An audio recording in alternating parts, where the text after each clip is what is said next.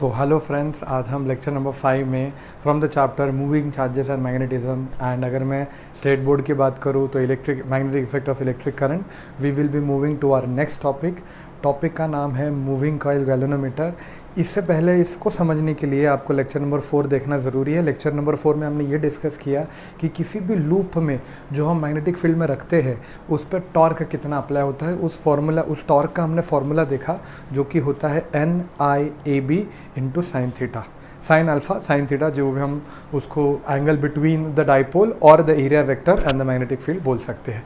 तो उसी प्रिंसिपल को अप्लाई करके let us discuss our next topic, that is moving coil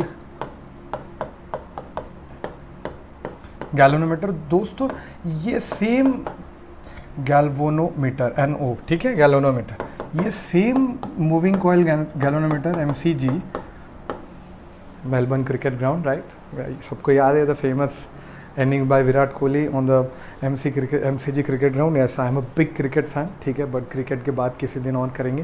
now let us coming back to our topic moving coil galvanometer. अगर मैं moving coil galvanometer की बात करूँ, मूविंग कॉइल गैल्वेनोमीटर को मैं एज अ एमीटर भी use कर सकता हूँ and as a voltmeter भी यूज़ कर सकता हूँ। ये हमने करंट इलेक्ट्रिसिटी के लास्ट टॉपिक में देखा था, जिसमें अगर मेरे को इसको एज ए एमीटर यूज़ करना है तो एमीटर का जो रेजिस्टेंस, आइडियल एमीटर का रेजिस्टेंस जो होना चाहिए वो बहुत कम होना चाहिए। उसके लिए इसको अगर मेरे को एमीटर में कन्वर्ट करना है तो I need to connect a shunt in parallel resistance, ठीक है। ऑब्वियसली नहीं आपको पता है तो बहुत जल्द हम करंट इलेक्ट्रिसिटी की भी सीरीज़ डालने वाले हैं, तो आप उस लेक्चर सीरीज़ में जाके वो चेक कर सकते हो। Now let's talk about moving coil galvanometer. उसको समझने पहले आपको थोड़ा कंस्ट्रक्शन समझना पड़ेगा कि मूविंग कॉइल गैल्वेनोमीटर में एक्चुअल में होता क्या है। तो बिना किसी देरी के डायरेक्टली डायग्राम ड्रॉ करते हैं, ठीक है। अगर मैं डायग्राम की बात करूँ तो ये हो गया मेरा परमानेंट मैग्नेट, ठीक है। This is north pole, this is south pole. इन दोनों के बीच में हम एक राउंड सॉफ्ट आयरन कोर रखते हैं। This is soft iron core. अब सॉफ्ट आयरन कोर की एक प्रॉपर्टी होती है, मैग्नेटिक मटेरियल्स में हम लोग सीखेंगे कि ये जो फील्ड लाइंस जो नॉर्थ से साउथ आती है, इसको ये रेडियली इनवर्ट्स खींचता है अपनी तरफ एंड देन इसको ऐसे प्रोजेक्ट करता है बाहर की तरफ। इससे क्या होता है, मैक्सिमम अमाउंट ऑफ जो मैग्नेटिक फील्ड लाइंस है वो कोर की तरफ से जाती है। इस पर्टिकुलर सॉफ्ट कोर पे हम लोग क्या करेंगे, लूप को ऐसे वाउंड करेंगे, ठीक है। ये जो व्यू है ये फ्रंट व्यू है दोस्तों, ठीक है। This is the front view है, ठीक है। फ्रंट व्यू से आप देख रहे हो तो हमने क्या किया, इस पे कॉइल्स बनाई N टर्न्स की, ठीक है।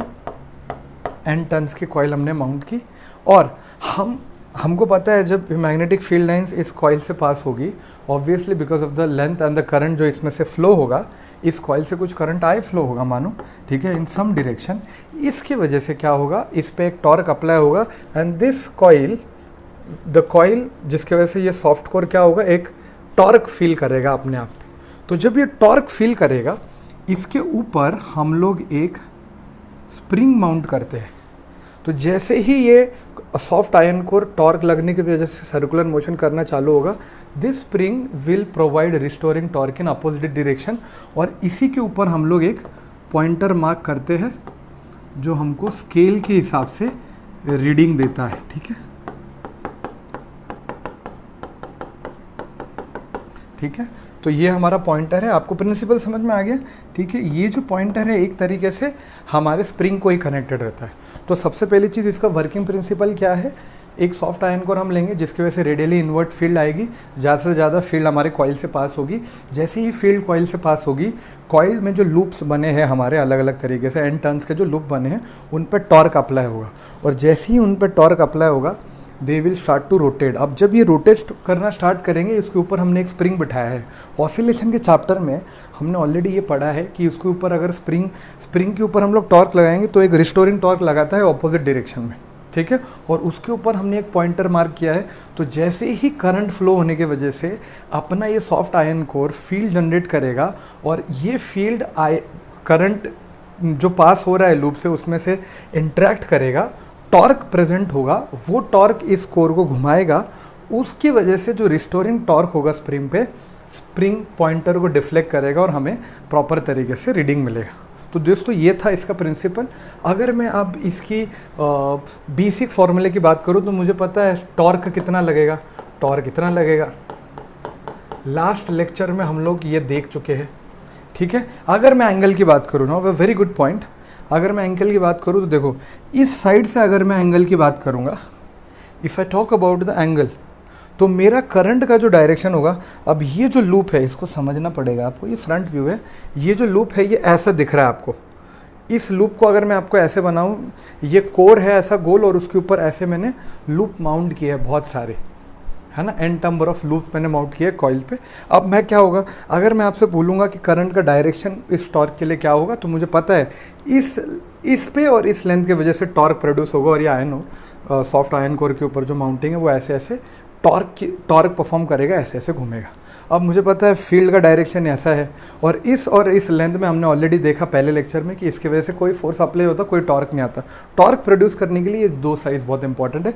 तो जब ऐसा टॉर्क प्रोड्यूस होगा तो अलोंग द लेंथ का डायरेक्शन हम लोग ये लेंगे, करेक्ट। और अगर मैं फील्ड के डायरेक्शन की बात करूँ तो फील्ड मेरा रेडियली ऐसे इसके तरफ होगा along this plane, तो direction of magnetic field will be like this and this length will be like this। तो by default ये जो अल्फा एंगल आएगा this will be 90 डिग्री। तो मेरे पास फॉर्मूला बचा NIA into B, so this is the formula of the torque। अब यही torque directly proportional होगा एंगल ऑफ डिफ्लेक्शन को, ये भी हमने ऑसिलेशन में पढ़ा है। This phi is angle of deflection, याद करो सिंपल हार्मोनिक मोशन में हमने पढ़ा था restoring force is directly proportional to the displacement. जितना आप अप्लाइड फोर्स अब ज़्यादा अप्लाई करोगे स्प्रिंग मास सिस्टम में, उतना रिस्टोरिंग फोर्स लगेगा, और वो अपोजिट डायरेक्शन में होगा किसके, जिस डायरेक्शन में डिस्प्लेसमेंट होगा। तो सेम प्रिंसिपल सर्कुलर में फोर्स को रिप्लेस करते हैं टॉर्क से, और लीनियर डिस्प्लेसमेंट को हम लोग रिप्लेस करते हैं एंगल ऑफ डिफ्लेक्शन से। तो ऑब्वियसली कांस्टेंट का साइन हटेगा, तो यहाँ पे डायरेक्टली प्रोपोर्शनल का साइन हटेगा, तो यहाँ पे एक कांस्टेंट आएगा, ये होगा मेरा टॉर्शनल कांस्टेंट, इसको बोला जाएगा टॉर्शनल कांस्टेंट। अब देखो इक्वेटिंग दिस टू इक्वेशंस, ये मेरा एक्चुअल टॉर्क है, रिस्टोरिंग टॉर्क है। एक्चुअल टॉर्क जितना ज़्यादा होगा उतना रिस्टोरिंग टॉर्क लगेगा, both are equal and opposite in side. तो इसको अगर मैं इक्वेट करूँ तो I will be getting this expression. अब मेरे को ये पता करने कि मेरा गैल्वेनोमीटर कितना सेंसिटिव है करंट टू, मतलब स्मॉल से स्मॉल अमाउंट ऑफ करंट अगर इससे पास हो रहा है तो क्या ये एग्जैक्ट रीडिंग दे पाएगा। तो इसके लिए मेरे को ये एक्सप्रेशन निकालना है जिसको मैं करंट सेंसिटिविटी बोलूँगा 5/I, और इसका आंसर आपको मिलेगा NAB/K। So this is the most important expression which will give me the current sensitivity of moving coil galvanometer, angle of deflection upon current is equal to number of turns into area into magnetic field upon K, which is the torsional constant। तो ये है, this is the working principle, construction and the equation जो हमने derive किया to derive the current sensitivity। अब दोस्तों इसी same फॉर्मूले के बेसिस पे we will be solving a question which appeared recently in JEE examination 2023। तो अगर आपको नोट डाउन करना है तो आप क्विकली नोट डाउन कर सकते हैं। मैंने बेसिक से बेसिक फिगर ड्रॉ करने की कोशिश की है, करेक्ट। अगर आप चाहो, ठीक है, इसको आप पॉइंटर बोल सकते हो, दिस इज़ द पॉइंटर। और I think this figure is good enough figure. अगर आपको थेरोटिकल पॉइंट ऑफ व्यू से भी MCG के बारे में पूछा जाए तो आप इतना लिख सकते हो, बाद में आपको बीच में प्रिंसिपल पूछा जाएगा तो आप प्रिंसिपल भी लिख सकते हो। आई हाईली रिकमेंड यू कि करंट सेंसिटिविटी वाले टॉपिक पे, डिफ्लेक्शन पर यूनिट करंट पे बहुत सारे क्वेश्चन आते हैं। लास्ट ईयर भी इस टॉपिक पे एक JEE का सवाल आया था और क्वेश्चन आपके सामने ये रहा, आप देख सकते हैं 2023 में ये सवाल आया था। अगर आप ध्यान से पढ़ेंगे तो this is all about moving coil galvanometer, the deflection the coil. मतलब हमको गिवन क्या है, deflection the coil. Obviously deflection दिया है 0.5 रेडियन, करेक्ट। उसके बाद करंट कितना फ्लो हो रहा है, करंट फ्लो रहा है 10 milli ampere which is 10 × 10⁻³ ampere, correct. Now the torsional constant, torsional constant को हमने K बोला था, and the torsional constant is nothing but 4 × 10⁻⁵ newton metre radian inverse. Magnetic field obviously जिसको हम टेस्ला में मेजर करते हैं, which is its SI unit also, तो सारे यूनिट्स SI यूनिट है।